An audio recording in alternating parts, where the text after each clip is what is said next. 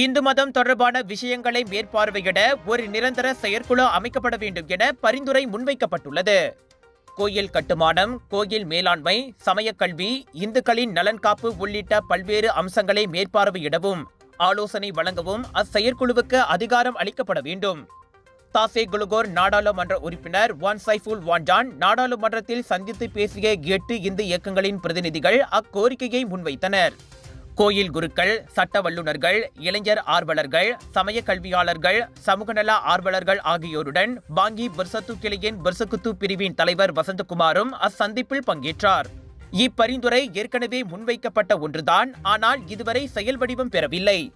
எனவே அதனை பிர்சாத்து கட்சி மற்றும் பிரிகாத்தா நேஷனல் கூட்டணியின் பரிசீலனைக்கு எடுத்து செல்ல வான்ஜான் உறுதியளித்தார். மலேசிய இந்துக்களின் சமூக, அரசியல், பொருளாதார நிலைமை தொடர்பான பல்வேறு விஷயங்களும் அச்சந்திப்பின் போது விவாதிக்கப்பட்டன. இதுபோன்ற நல்லெண்ண சந்திப்புகள் பிர்சாத்து மற்றும் பிரிகாத்தானை இந்திய சமூகத்துடன் மேலும் நெருக்கமாக்கும் என வான்ஜான் நம்பிக்கை தெரிவித்தார்.